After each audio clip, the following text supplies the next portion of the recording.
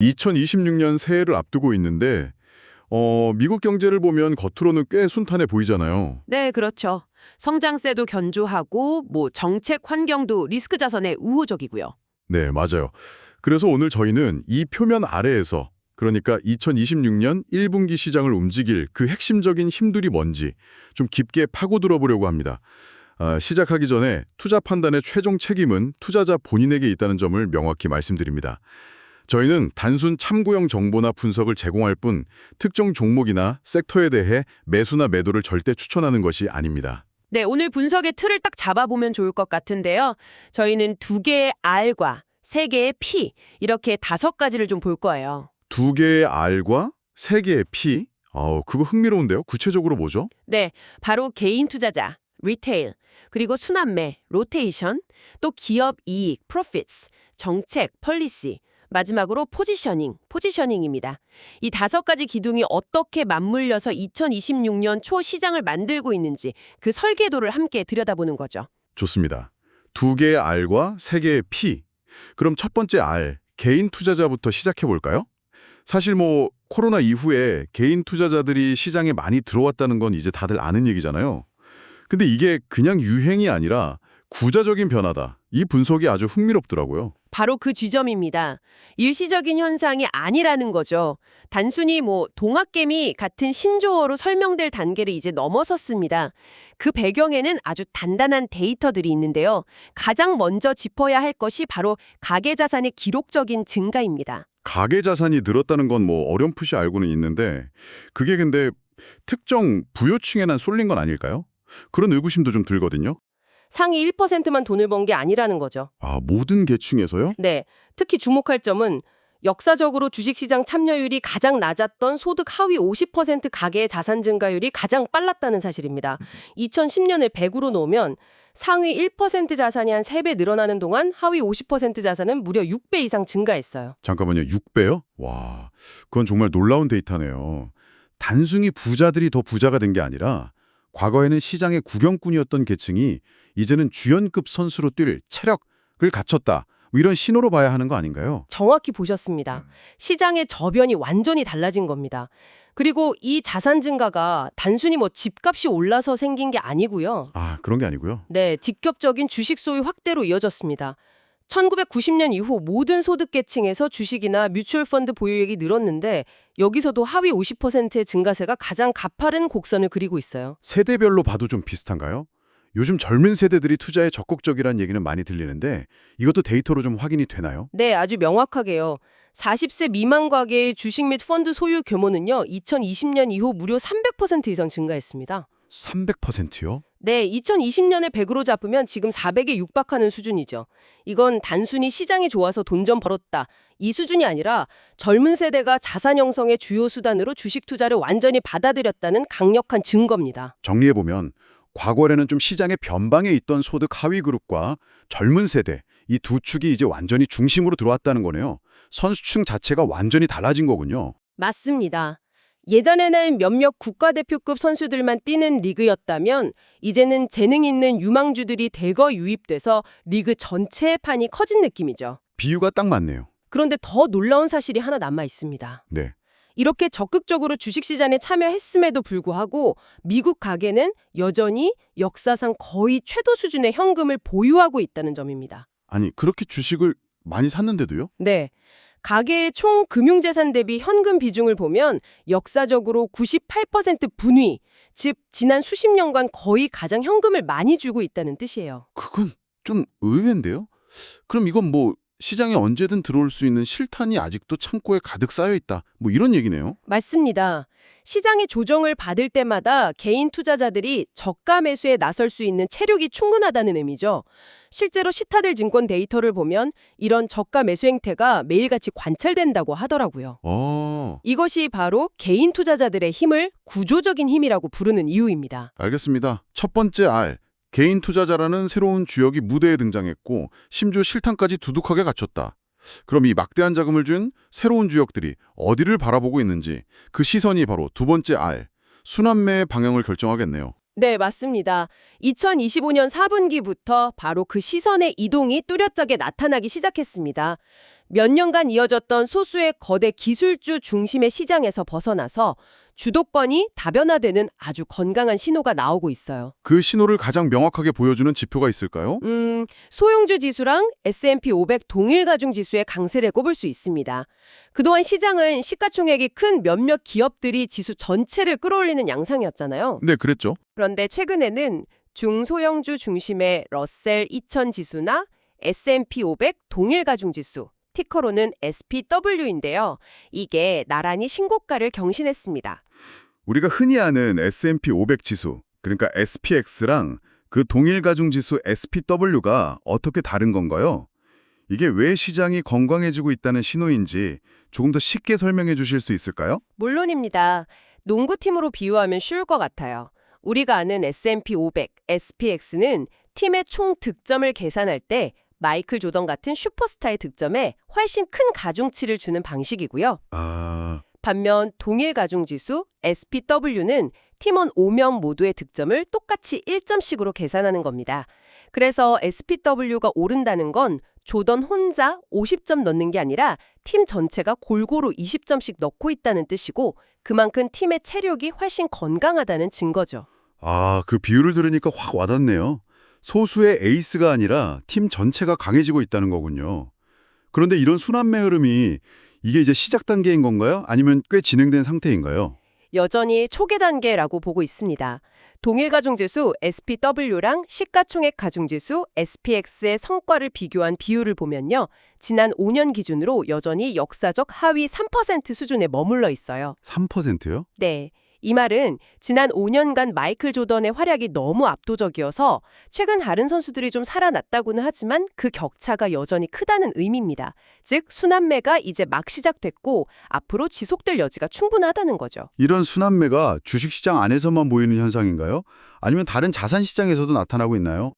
아주 중요한 포인트입니다. 이 흐름은 자산시장 전반으로 확산되고 있습니다.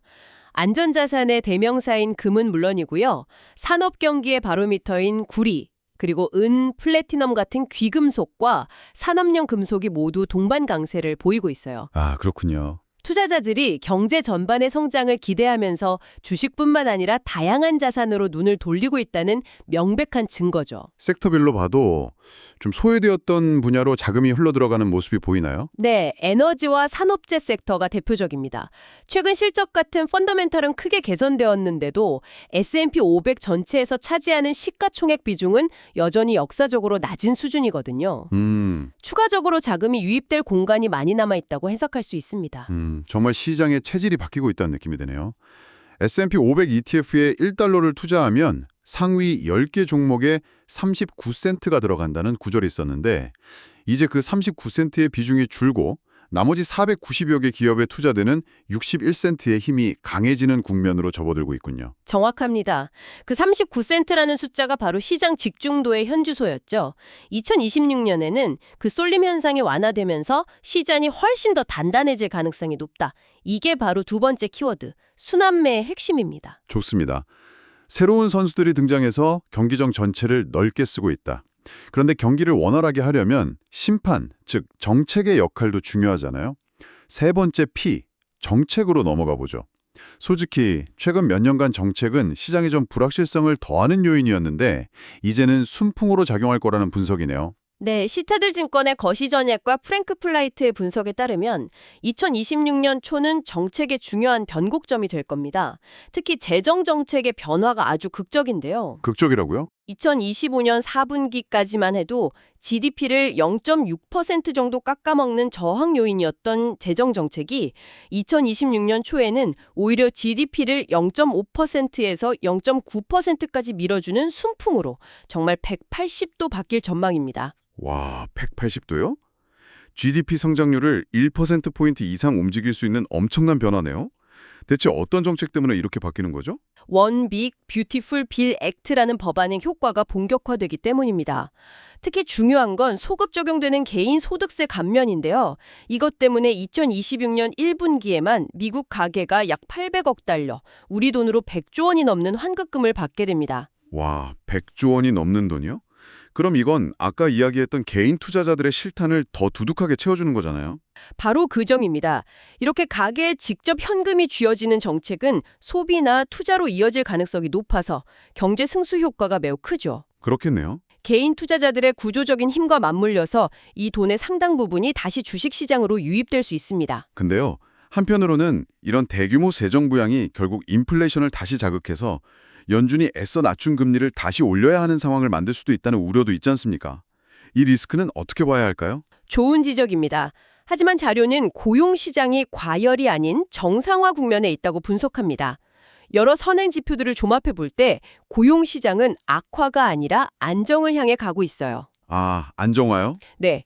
민간 고용중과세는 회복되고 있고 해고는 역사적으로 낮은 수준이고요. 신규 실업수당 청구 건수도 안정적입니다.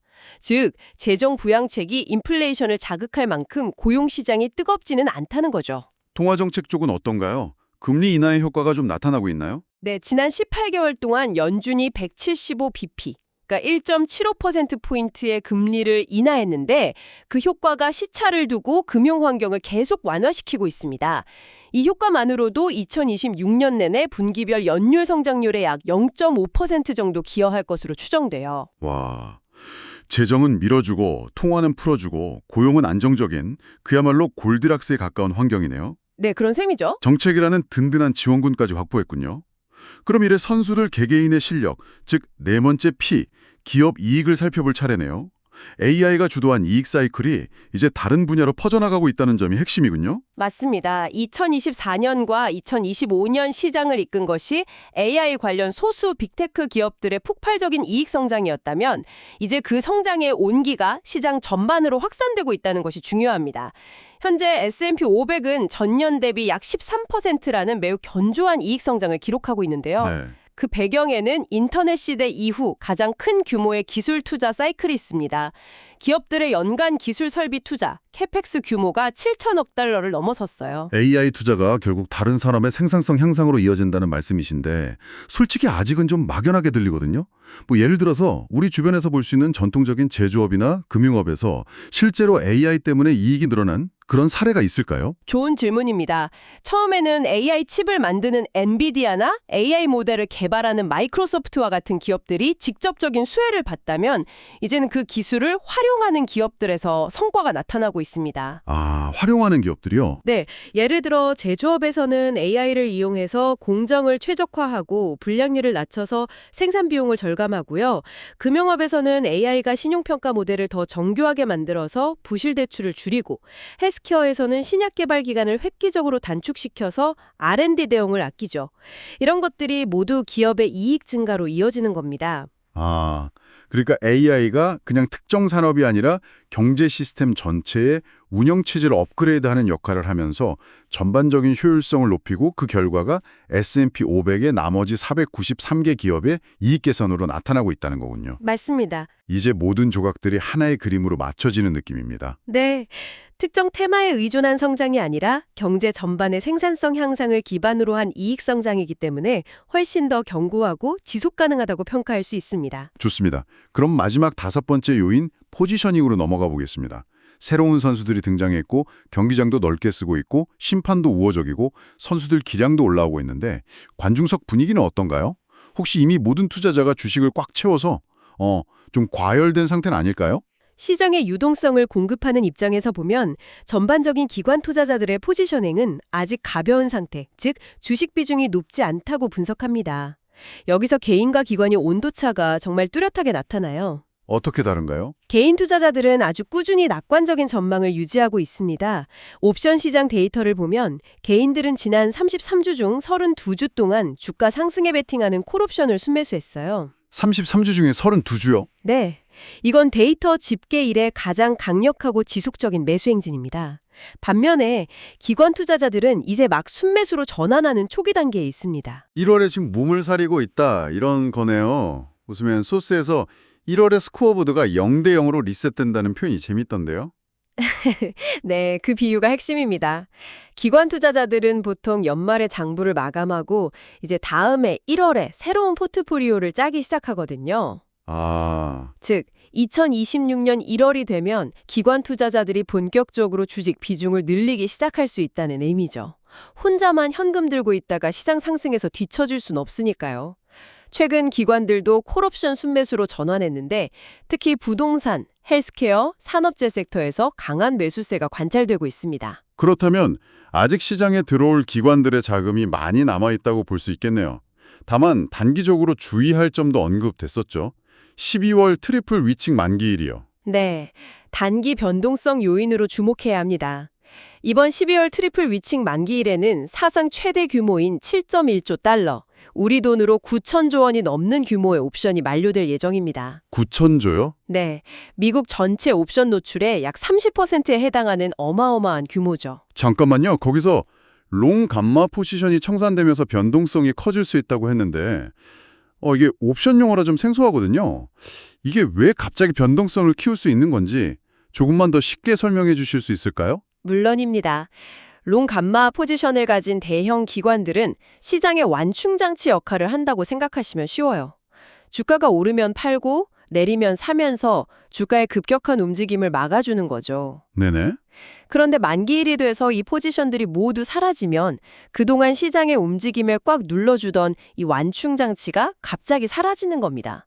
그러면 작은 충격에도 시장이 훨씬 더 크게 출렁일 수 있게 되는 거죠. 아, 시장의 안전벨트가 일시적으로 풀리는 거군요.